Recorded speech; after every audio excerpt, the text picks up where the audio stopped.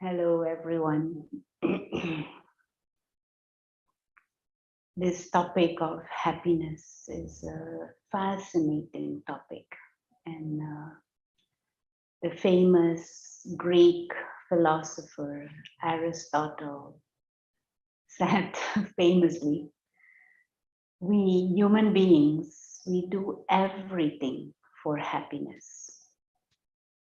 And it means our aim, our purpose, our need is for happiness.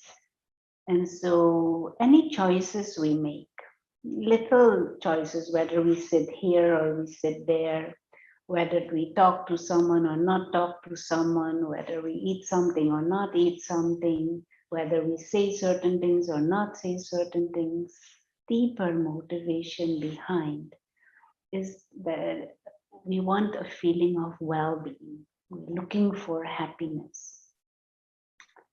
But this need for happiness is such that it could even make us do wrong things.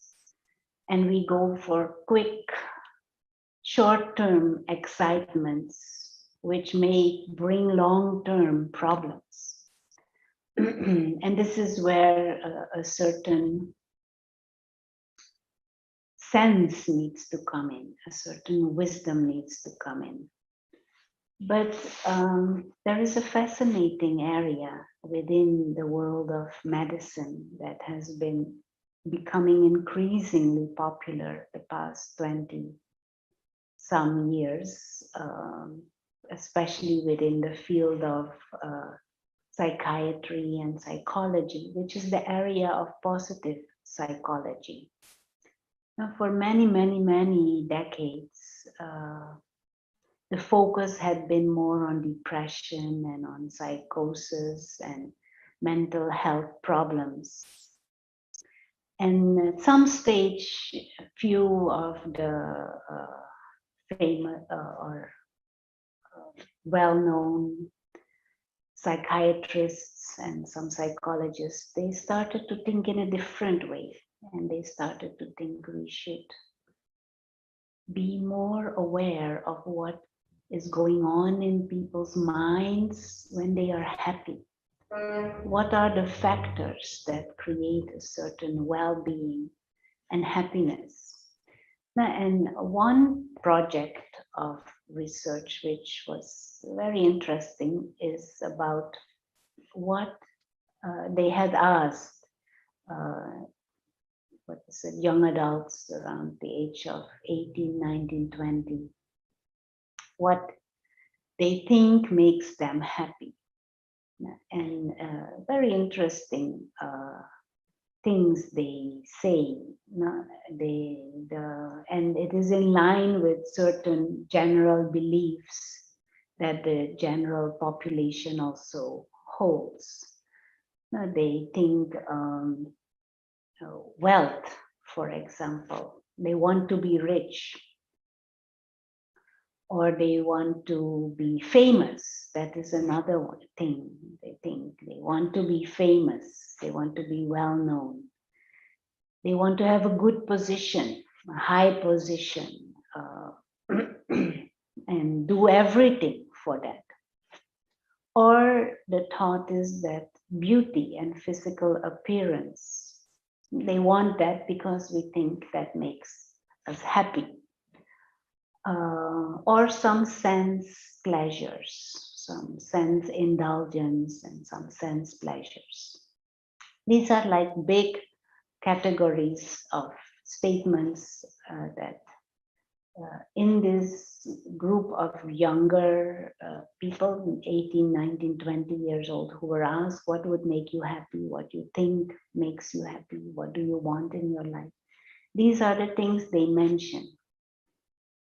And observation, interesting observation actually, in that same kind of project is that people who have all that, people who are rich, or people who are famous, or people who do have high positions, or do have physical beauty, or do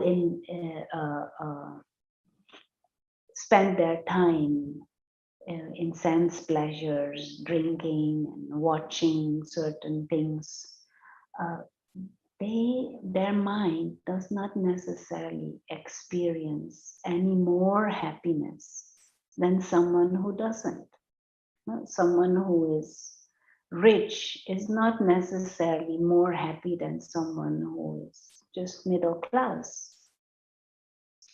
Or someone who is famous doesn't mean they are more happy than someone who is not famous. Someone who has a beautiful physical appearance is not necessarily more happy than someone who doesn't have that. And so, what generally is thought would make us happy and what puts us in a pursuit of those things, high position, when we get it or when we have it, we are not more happy because of that. And if we look at the world in general, and especially Western society, the past 50, 60, 70 years, there has been a huge boost in economic growth, especially after the Second World War, the 60s, the 70s, the 80s, the 90s, and now huge technological growth. And so many different possibilities and facilities and technological improvements all over. But it is not that happiness is on the increase. Actually, mental health problems are on the increase. Depression is on the increase. Suicide is on the increase. Domestic violence is on the increase. Addictions are on the increase. So all those things that we think or believe, consciously, subconsciously, make us happy, they are not really making us happy. Definitely not more happy. So we are maybe looking at the completely wrong direction, and we are pursuing things that are maybe even giving us more problems and more stress. Now, one other project that had been done in terms of looking into people's mind and what is going on, dividing human attitude in three categories.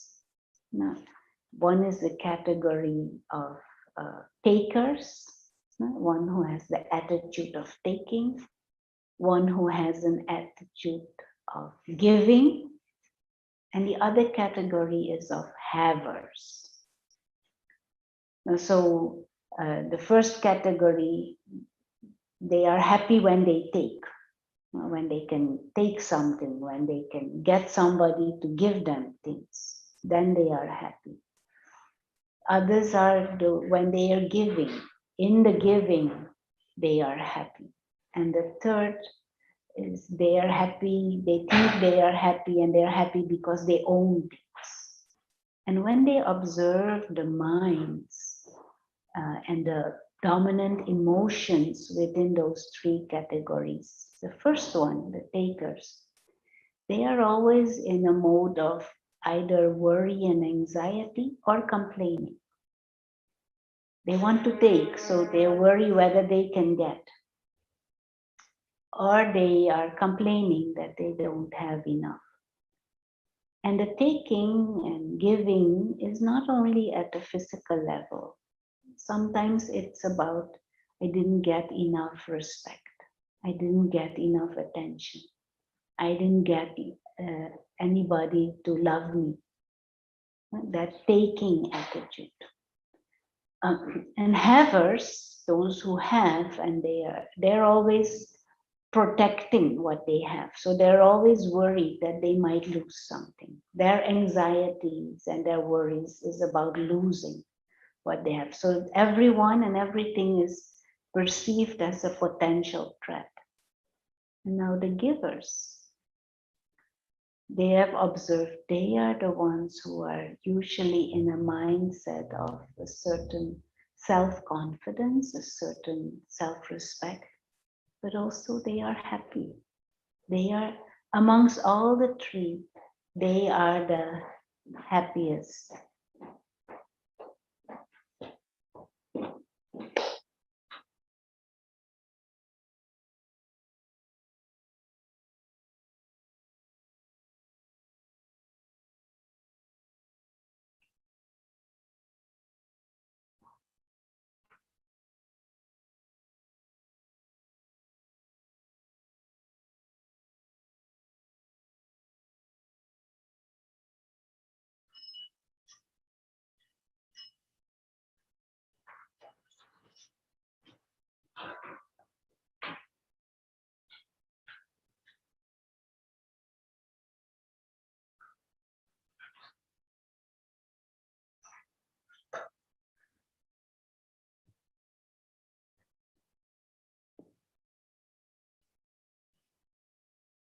So amongst those three, what has been observed is that those who are the happiest are those who give.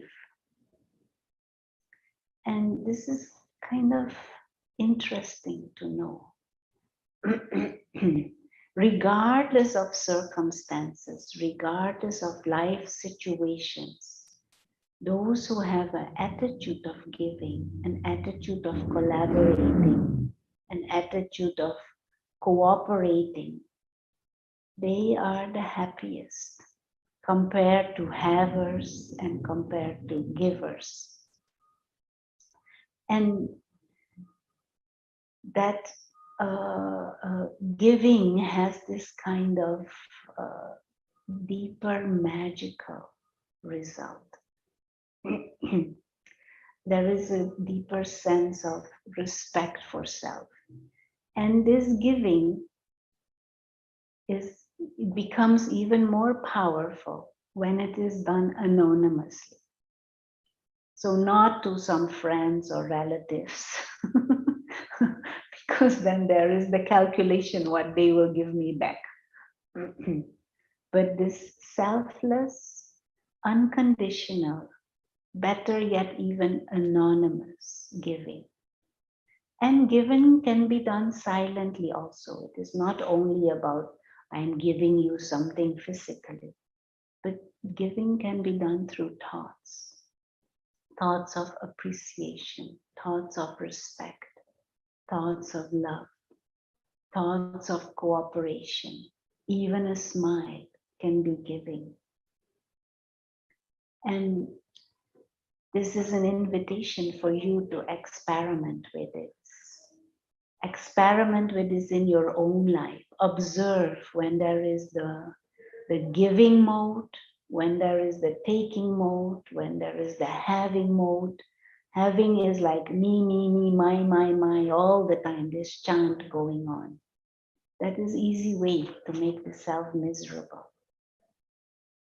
Taking is the easy way to be anxious and stressful. Always looking for what can I get here? How can I get it?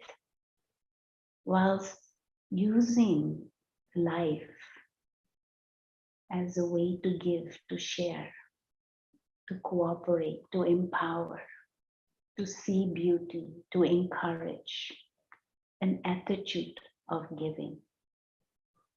This is one big secret in happiness. So this is an invitation for you to experiment with that. Give away your your smile. Give away your appreciation and your respect. Help where someone who you don't know needs it. And if you want even more happiness, then give that what you have a little attachment to. So say if there is some chocolate and you want to eat chocolate, at that time, if you give it away to someone you don't know and who hardly gets chocolate, observe the feeling inside. If you eat that chocolate, you will be happy, yes, for 10 seconds. But if you give it away to someone, you will be happy after 10 hours still. And if you think back to that episode after a day or two, you will still be happy. But if you eat it and you think back, you will feel guilty. Why did I eat so much chocolate? So this attitude of giving away, experiment with it. Make it like a little project in your own life. And meditation comes in because meditation is the practice of this mindset where you emerge within the self, your own beauty, and this attitude of benevolence. So let's have some minutes of deeper reflection and coming back to that sense of self, that nature of fullness, completeness, from where one easily gives.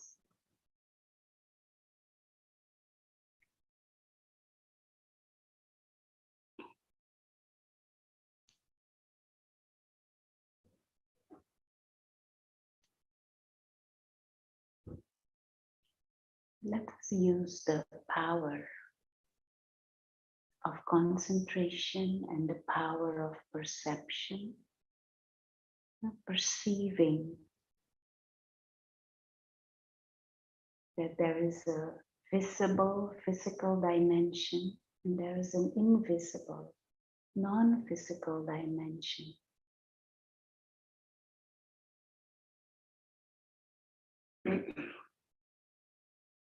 And concentrate on this understanding that the real self is this complete,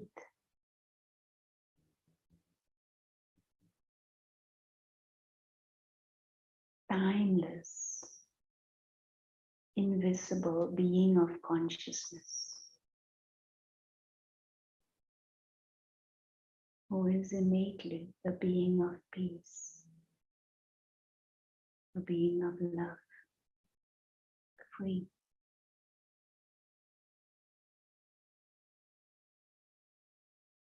In potential, there is greatness and beauty and truth.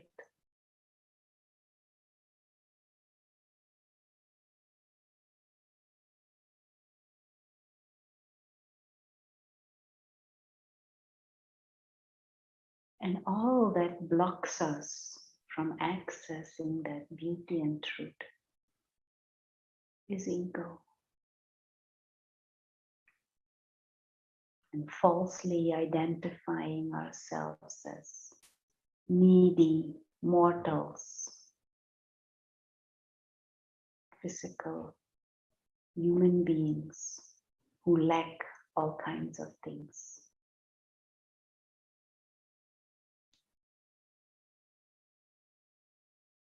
But this human physical frame is just a vehicle and a part that is temporarily being played out.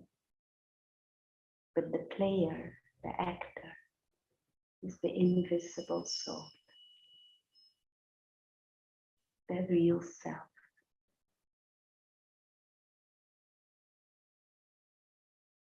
And just reinforce this awareness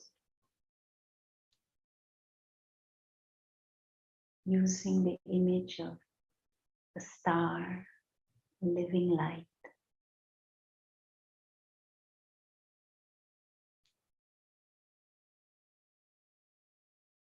Timeless,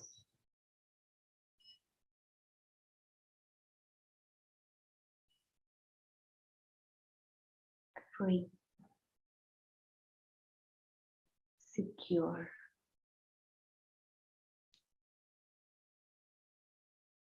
living light,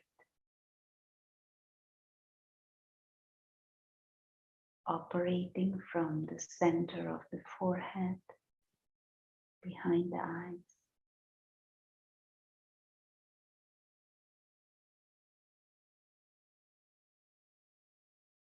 the soul.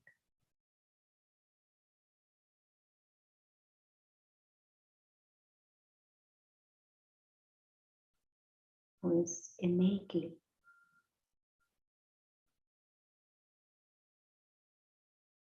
peaceful,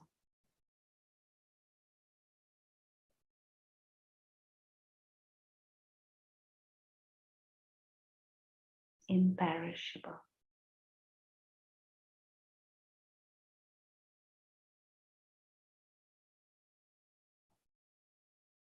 living light.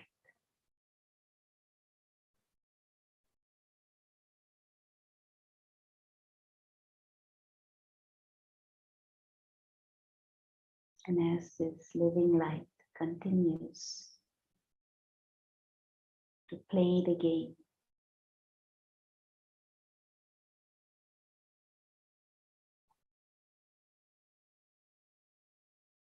know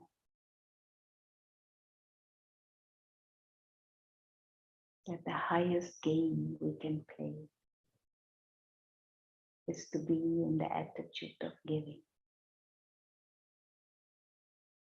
With wisdom, but with the intention to enrich and empower, to bring benefit, long-term benefit to all involved. Thank you.